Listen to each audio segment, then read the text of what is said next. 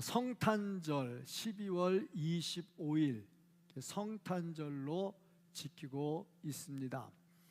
그런데 질문이 있습니다. 12월 25일에 예수님 태어난 거 맞냐? 질문이 있어요. 또 무슨 질문이 있냐면, 우리가 주후 2025년 그러는데, 서기 2025년, 주후 2025년, 그런데 주후라는 것이 주님 후로 2025년이라는 거예요. 그래서 예수님이 태어나는 것을 기점으로 해가지고 그 전을 BC라고 합니다. Before Christ, 예수님 전이다. AD라고 그럽니다. 예수님 후로 AD, 라틴어인데 아노 도미니, 그래가지고 주님 오신 후 이렇게 나누거든요. 그러고 보니 주후 2025년이 맞냐는 질문을 해요. 왜냐? 성경에 그런 기록이 없어요. 그런 기록이 없으니까 사람들은 궁금하니까 역사책을 다 뒤져봐요. 역사책을 뒤져봐도 없어요. 어느 보고서에 의하면 유명한 사람은 죽는 날은 기록하는데 태어난 날은 기록을 잘 안 한대. 어쨌든 간에 태어난 날 기록이 안 돼 있어. 근데 역사적으로 별이 막 왔다. 동방의 박사들이 별 보고 왔다. 그리고 쭉 계산을 해보니까 그때 우주 쇼가 있었대. 별들의 우주 쇼가. 그때 그 별을 보고 왔는데 그게 주전 4년에서 6년 사이래. 그리고 예수님이 태어난 날짜를 학자들이 잘못 계산을 한 거야.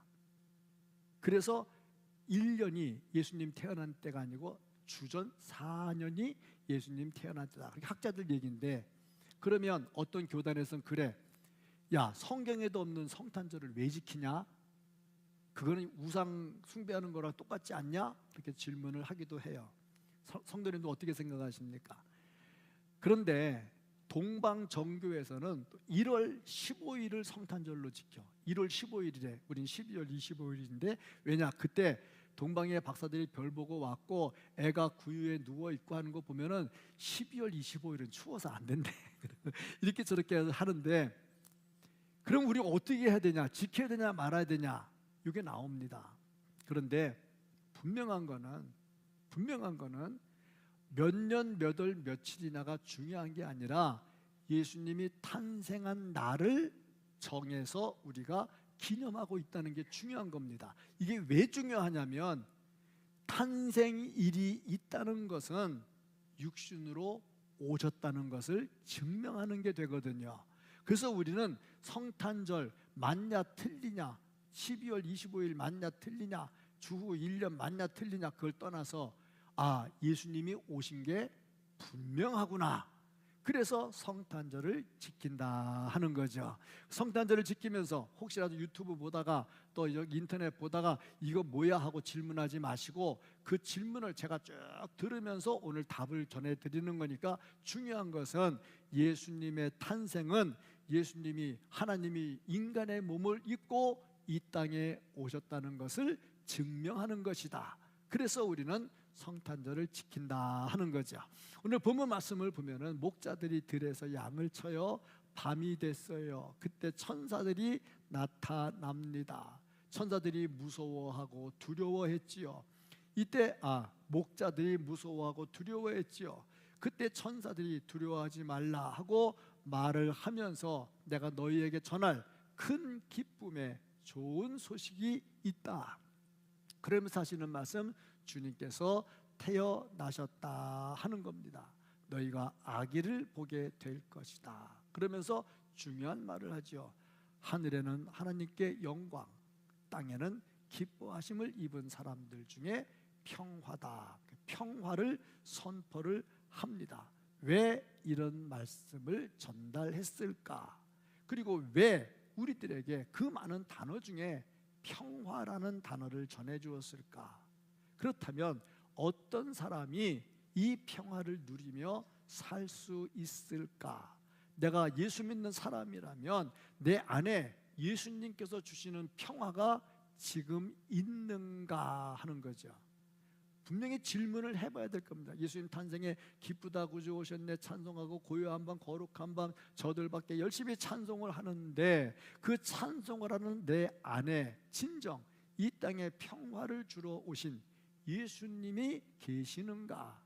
나는 그 평화를 가지고 있는가? 가지고 있다면 어떻게 해야 될까? 반드시 질문을 해야 이 성탄절이 복된 성탄절이 될 수 있을 것입니다.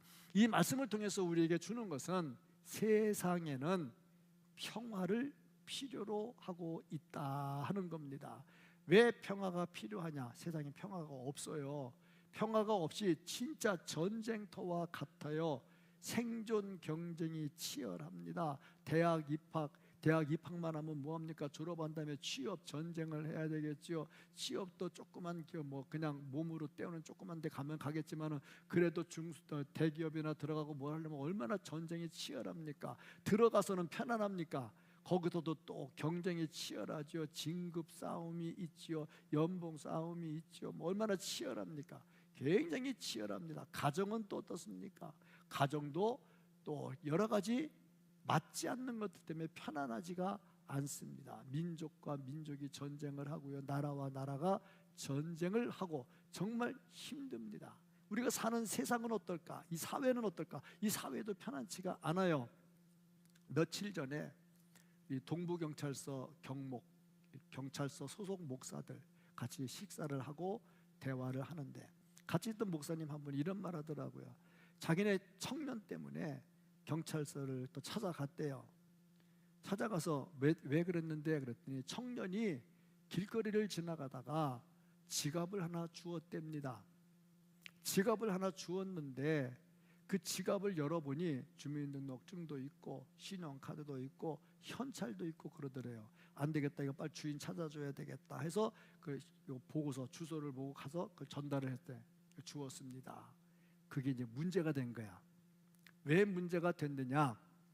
이 지갑을 받은 사람이 우리 같으면 아유 고맙습니다, 감사합니다 그래야 되는데 딱 보더니 돈이 40만 원이 없어졌네. 80만 원이 있었는데 40만 원밖에 없네. 40만 원 내놓으세요 이렇게 된 거야. 그래서 경찰에 신고를 해버렸네. 그래서 경찰에 불려가서 참 난감하다는 얘기죠. 세상이 어찌 이렇게 됐을까 하는 얘기죠. 참고로 지갑 보면 줍지 마세요. 내버려 두세요. 주우면 어떻게? 바로 우체통에 넣든지 경찰서에 가든지 해야지 자기가 직접 전달하면 안 돼. 큰일 납니다.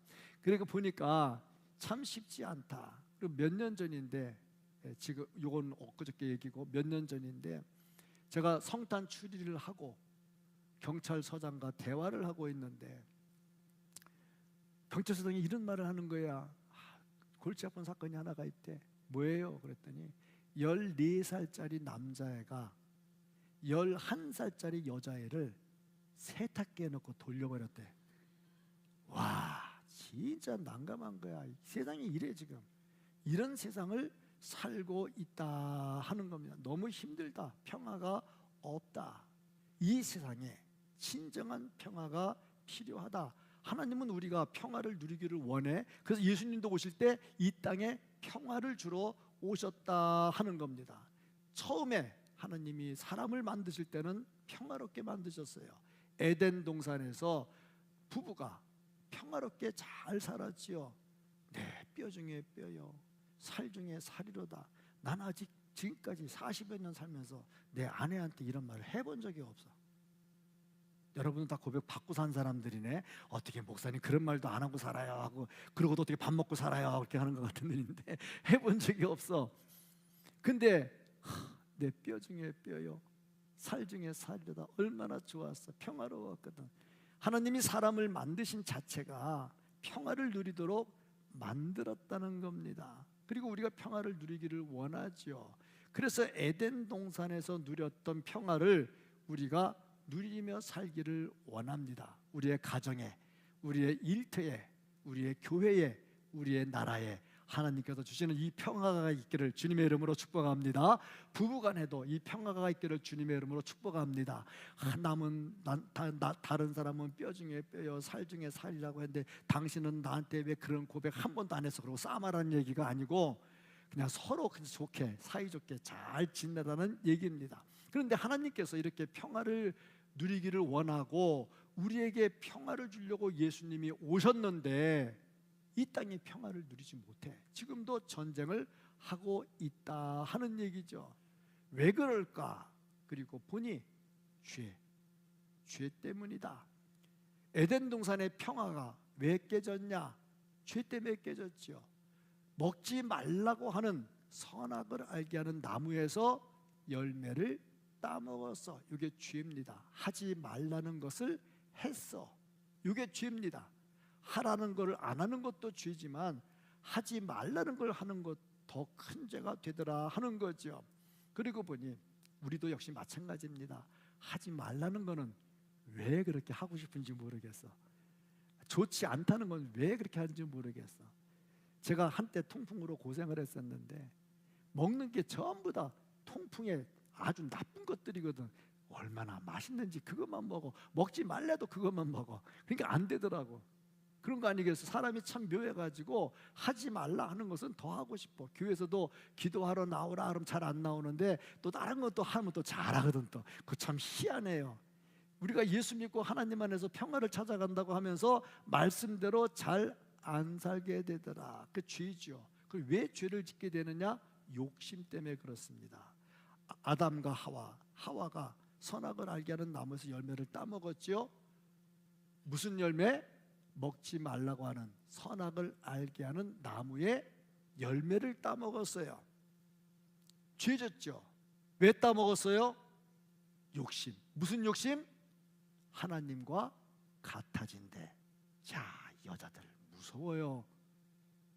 아멘 안 하는 남자들을 보면은 그 집 여자들은 안 무서운가 봐. 여자들 진짜 무서워요. 욕심이 얼만큼? 하나님과 같아지겠대. 야, 그것 때문에 따먹은 거 아닙니까? 욕심이 죄를 낳지요.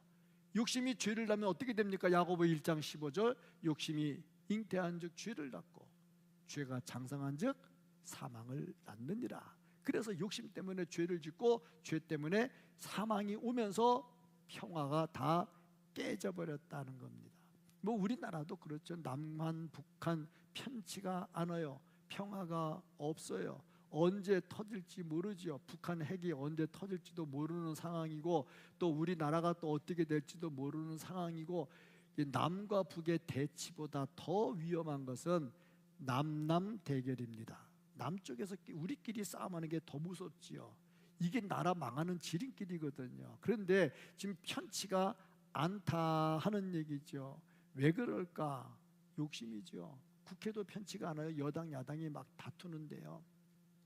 또 보수와 진보가 막 다투는데요. 편치가 않아요. 왜 그럴까? 욕심이죠. 무슨 욕심? 내 당이 살아야 돼. 그러고 보니 자기 당이 살아야 하는 게 우선이지 나라가 사는 게 우선이 아니더라고. 나라가 사는 게 우선이 되면 내 당이 손해를 봐도 가야 돼. 그런데 그렇지 않아. 내 당이 손해가 되면 어떻게든 이게 나라를 위한 거라고 생각하면서 나라의 손해가 돼도 결정을 막 한단 말이죠. 이게 보면 참 어렵고 힘들다. 나라를 먼저 생각을 해야 돼. 뭐든지 그렇습니다. 우리의 생각은 하나님의 나라가 우선이고 그 다음이 교회고 그 다음이 가정이고 그 다음이 납니다. 그런데 사람들이 거꾸로 생각해요. 나하고 내 가정이 우선이야. 그 다음에 교회야.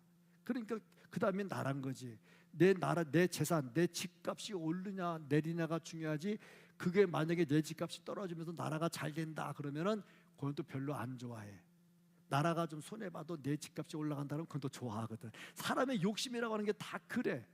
그러고 보니 나를 중심으로 모든 걸 생각을 하다 보니 교회나 나라가 뒷전으로 밀려. 이게 참 욕심이라고 하는 게 우리를 얼마나 어렵게 하는가. 종교 갈등도 그래요.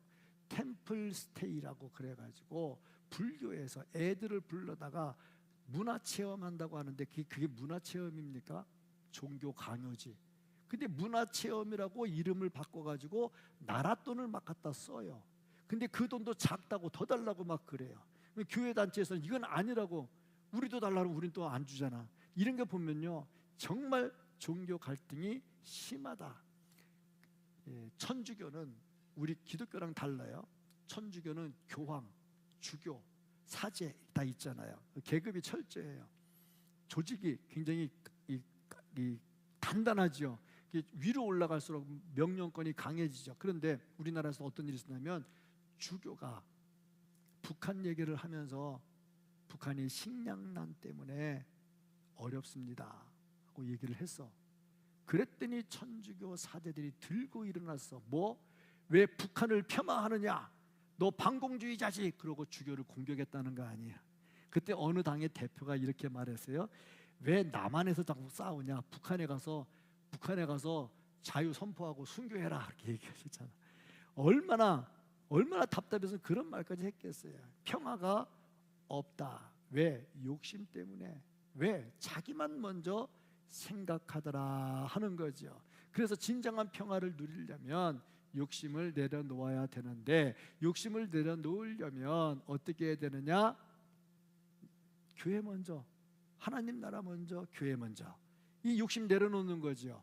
그래야 교회도 은혜스러운 교회가 되고, 부부간에도 내가 욕심을 좀 내려놓아야 좀 아름다운 게 되죠. 항상 보면은 욕심이 있으면요, 내 중심이야, 내 중심. 참, 저도 이 속물이라. 지난번에 추수감사주일 날 올라오다가 자빠졌잖아요. 자빠지면서 제가 한 말이 뭐예요? 마이크 줄에 걸렸습니다. 그랬다가 집에 가서 뭐라고 좀 안 좋은 소리 들었어요. 왜 핑계를 남한테서 찾습니까? 당신이 걸려서 넘어진 거지. 만약에 줄에 걸려서 넘어졌다 하면 그 줄로 온 사람이 얼마나 마음이 아프겠습니까? 내가 오늘 회개함으로 전해요. 줄 때문에 넘어진 게 아니라 제가 조심을 안 해서 넘어진 거죠. 사람은 다 그렇습니다. 내 중심으로 생각해. 내 중심. 내 중심으로 생각하니까 줄에 걸린 거지. 근데 내가 다리가 건강하고 그러면은 줄에 걸리지도 않을 뿐더러 걸려도 안 넘어지지. 그렇잖아요. 다 내 중심이더라는 거야. 앞으로 교회 일할 때, 부서에서나 또 어디서나 일할 때 내 중심, 내 가족 중심으로 하기 전에 먼저 교회부터 생각할 수 있기를 바랍니다. 그래야 은혜가 되고, 나한테서 자꾸 비유지, 나한테도 자꾸 잘못된 걸 찾아야지, 너한테도 자꾸 잘못된 걸 찾으려고 하면 다 욕심이 있죠. 이 욕심 때문에 평화가 깨지더라 하는 겁니다. 그런데 이런 평화가 깨진데 예수님께서 탄생하시면서 무엇을 하셨느냐? 우리에게 평화를 주기를 원하신다는 거죠. 세상의 평화는 힘이 있을 때 지킬 수가 있습니다. 우리나라에 원자폭탄이 있다면 걱정이 없겠죠. 북한에 아무리 그래도 걱정이 없겠죠. 서로 못 쏠 거죠. 걱정이 없겠죠. 힘이 없으면 자꾸 건드리죠. 힘이 있으면 안 건드려요. 내가 싸움 잘하면요, 싸움 잘하는 거 알면 누가 싸움을 안 걸어와요. 힘에 의해서 평화가 유지가 되더라 하는 겁니다. 그런데 예수님은 어떤가? 예수님은 사랑으로 평화를 우리에게 가져다 주었습니다. 예수님이 사랑으로 가져다 준 게 뭐냐? 십자가에서 당신의 생명을 던지면서 우리의 죄를 다 구원해 주셨습니다. 회복해 주셨습니다. 그로 인해서 죄가 해결되니까 하나님과의 관계가 회복이 되지요. 하나님과의 관계가 회복이 되니까 에덴 동산에서의 평화를 찾아갈 수가 있다 하는 겁니다. 참된 평화, 이것을 위해서 예수님께서 탄생하셨습니다. 그래서 우리는 탄생하신 예수님을 진심으로 축하하고 또 진심으로 환영을 합니다. 그래서 우리는 예수님 탄생 성탄을 축하합니다. 보통 말하죠. 메리 크리스마스. 저는 메리 크리스마스란 말을 잘 안 해요. 언어상으로 보면 즐거운 성탄절이 맞는데 크리스가 그리스도의 말이잖아요. 그런데 예수 안 믿는 세력들이 그것을 이용을 해가지고 메리 크리스마스가 그냥 인사가 돼버리게 만들어서 예수님 빼고. 그래서 우리는 어떻게 하느냐? 반드시 저는 메리 크리스마스라는 말을 안 쓰고 기쁘다 구주 오셨네, 위에도 써있죠. 플랜카드에 기쁘다 구주 오셨네 반드시 씁니다. 그랬더니 1층 로비에 메리 크리스마스가 써있고 틀린 거는 아닌데, 그래서 제가 저거는 나는 안 좋아, 기쁘다 구주 오셨네를 해 그랬더니 했는데 어디다가 해놨냐? 계단 올라올 때 계단 올라온 아치에다가 기쁘다고 저 예쁘게 해놨더라고. 옮기면 좋겠는데 거기 있으나 기쁘다고 저 맞죠? 뭐 또 옮겨요. 그래서 알았습니다 했는데, 그렇습니다. 예수님이 오신 게 뭐냐? 우리에게 평화를 주러 오셨다. 방법이 뭐냐? 십자가에 달려 죽으심으로 우리가 죄로부터 탈출하게 했다.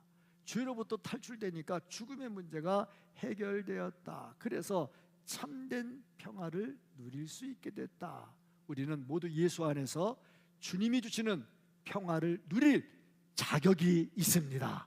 그래서 우리는 이 평화를 찾아간다 이 말이죠. 그럼 누가 이 평화를 누릴 수 있느냐? 오늘 말씀을 보니까 하나님이 기뻐하시는 자들 중에 평화라. 그러니까 하나님이 기뻐하지 않는 사람에게는 이 평화가 없다는 겁니다. 예전에 이런 일이 있었어요. 사찰에서 절에서 성탄절 축하한다고 추리를 해놨어요. 그랬더니 교회에서 부처님 오신 날에 또 뭘 해놨어요. 종교 간의 대화래. 글쎄 종교 간의 대화인지 이게 우상 숭배랑 뭐 연결되는 건지 앞만 봐도 그건 아닌 것 같은데 뭐 그렇게 하는 사람들이 있긴 있었어요. 그런데 사찰에서 걸어놓은 성탄 트리하고 우리가 교회에서 걸어놓은 성탄 트리가 의미가 같겠느냐는 거예요. 오늘 말씀을 보니까 하나님이 기뻐하시는 사람들 중에 평화라고 그랬거든. 그러니까 우리 성탄 트리를 보고 기쁘다 구주 오셨나 할 때 중심으로 기쁨으로 하죠. 근데 절에서 그게 되겠냐고, 그냥 메리 크리스마스지, 그냥 행사지, 뭐 교회 욕하는 것보다 낫겠지.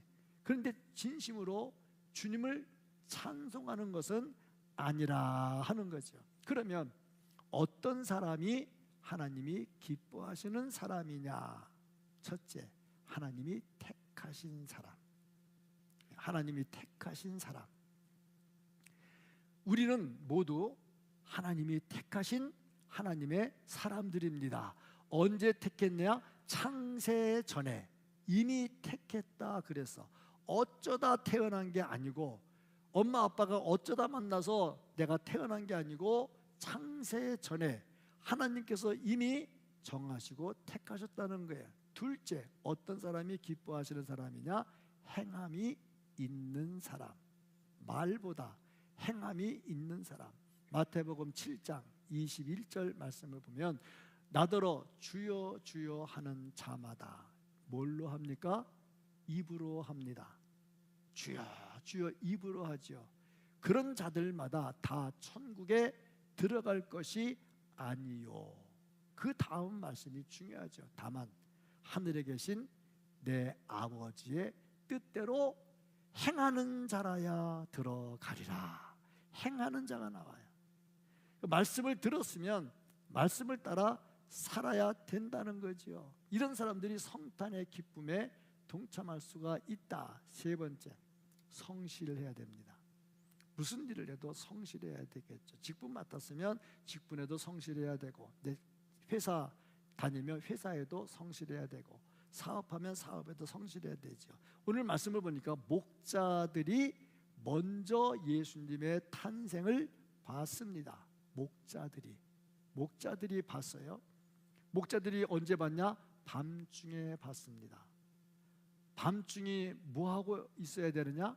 자야 되지요. 앉았어요. 뭐 했느냐? 양떼를 지키고 있었어요. 성실하게 자기 맡은 일을 잘 감당을 하고 있었다는 거죠. 그러니까 성탄의 기쁨에 동참할 수가 있었다 하는 겁니다. 시편 11편 7절 말씀을 보면 여호와는 의로우사 의로운 일을 좋아하시나니 정직한 자는 그의 얼굴을 배우리로다. 정직을 말씀하고 있어요. 잠언 14장 11절 말씀을 보면 약한 자의 집은 악한 자의 집은 망하겠고 정직한 자의 장막은 흥하리라.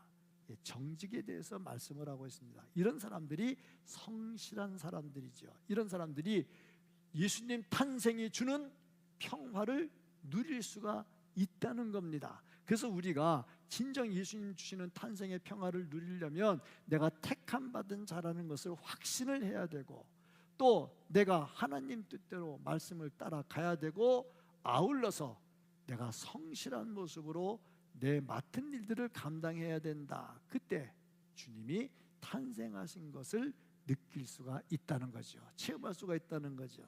제가 그래서 지금 기도하는 중에 성탄 전야 축하 예배를 준비하는 애들도 있고, 여전도회도 있고, 남전도회도 있어요. 그래서 그 사람들을 위해서 기도합니다. 준비하는 중에 예수님 만나게 해주십시오. 네. 또 찬양대 칸타타 준비를 하고 있습니다. 칸타타 준비하는 중에 예수님 만나게 해주십시오. 제가 유튜브 본 얘기를 자주 하는데, 유튜브를 보면 지식을 쌓는 부분들이 참 많고 생각해야 될 것들이 참 많아요. 그 중에 하나가 지난 주간에 니체를 봤어요. 1시간짜리를 아주 그냥 주의 깊게 봤는데, 신은 죽었다, 하나님 죽었다 하는 니체를 봤어요. 근데 니체가 어떤 사람인지 잘 알잖아요. 목사의 가정에서 태어나서 어렸을 때 신실하게 말씀을 배우고 기도를 배웠던 사람이야. 7살 때인가 그때 아버지가 돌아가셨나? 그런데 그 다음에 그 4살짜리 애가 또 죽었어. 동생이 죽었어. 그래서 기도하는 중에 불만이 생긴 거야. 불만이 생겨서 기도하는 중에 왜 이렇게 믿음 생활을 잘하는데, 믿음 생활 잘하는데 가정에 안 좋은 일이 일어나는가? 하나님은 왜 내 기도를 안 들어주시는가? 마음속에 자꾸 의심이 들기 시작하는 거야. 하나님 계시는가? 그러는 중에 아주 염세주의 철학자 쇼펜하우어의 글을 읽으면서 완전히 맛이 가버렸어. 거기서 돌아서 가지고 그 길로 가서 신은 죽었다까지 나간 거예요. 야, 그걸 보면서 목사의 가정이잖아. 아침마다 예배 드렸잖아. 기도 배웠잖아. 성경 했잖아. 이 사람 신학교까지 갔잖아. 신학교까지 가가지고 신학을 공부해야 되는데 엄마 속이고 다른 거 공부했어. 그런 가정 속에서 보면서 뭐냐면, 야, 진짜 우리 애들 잘 키워야 되겠다. 교회 잘 나온다고 좋아할 거 아니고, 공부 잘한다고 좋아할 게 아니고, 니체는요 천재였어요. 20살 때 벌써 대학교 교수로 들어갈 만큼 천재였어요. 천재가 좋은 게 아닌 거야. 왜 그렇게 됐을까? 정말 고민을 많이 했어요. 왜 그럴까? 그러고 봤더니 성령 체험이 없는 거야. 하나님을 못 만난 거야. 기도도 했고 말씀도 들었는데 하나님을 못 만난 거야. 하나님을 만났다면 그렇게 될 수가 없겠지요. 우리가 주의 일하면서 하나님의 일하면서 명심해야 될 게 뭐냐면, 직분도 중요하고 다 중요한데 하나님을 만나는 게 더 중요하다는 얘기입니다.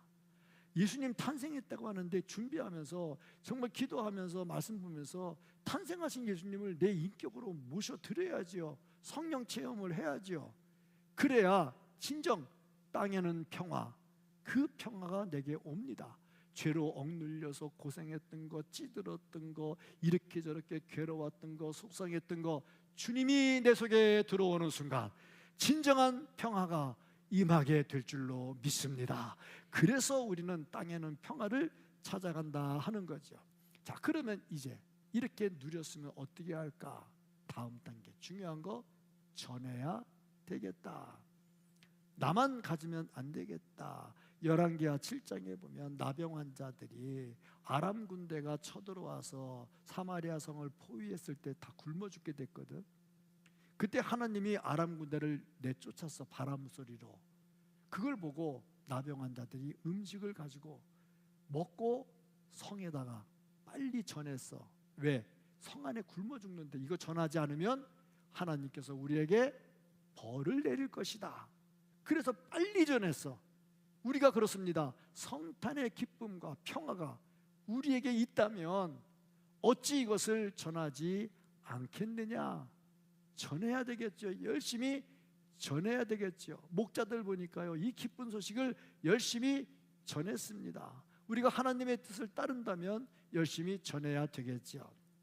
제가 다니면서 열심히 전하지는 못하는데 우리 교회에 지나가는 사람이 많잖아요. 이쪽에서 이쪽으로 왔다 갔다 우리 교회를 통과하잖아. 근데 교회를 통과하면서 누구도 전도도 안 하고 생뚱맞게 쳐다보고 있으니 참 답답하더라 하는 얘기죠. 그런데 고민하다가 그래, 그러면은 음악을 틀어놓자. 성탄절인데 성탄절 기쁘다 구주 오셨네, 저들밖에 한밤중에, 뭐 노엘 그런 거 찬송을 계속 아침부터 밤까지 계속 틀어놓으라고요. 그 지나가는 사람 듣다가 보면 찬송가 나오니까 성탄절이구나. 그러다 보면 마음속에 좀 걸리는 게 있을 거고, 그 중에는 옛날에 교회 다니다가 안 다니던 사람, 중고등학교 때 교회 다니다가 50년 방학한 사람, 이런 사람들이 들으면 마음이 찡해져. 그러면 주님께로 돌아와. 자, 그런 거 아니겠습니까? 전해야지요. 뭐 다른 거 아니잖아. 열심히 전해야지요. 그래야 진정한 평화를 누리게 된다 하는 겁니다. 기쁘다 구주 오셨네 찬송하면서 높은 곳에서는 하나님께 영광, 땅에는 기뻐하심을 입은 사람들 중에 평화를 외치면서 진정 이번 성탄절에 내 속에 주님이 주시는 평화, 찌들렸던 거, 눌렸던 거 다 해결되고 기쁨이 오는 평화 누리기를 바랍니다. 또 전하기를 바랍니다. 그래서 이번 성탄절이 정말 하나님이 기뻐하시는 아름다운 성탄절, 축복의 성탄절이 될 수 있기를 예수님 이름으로 축복합니다. 아멘.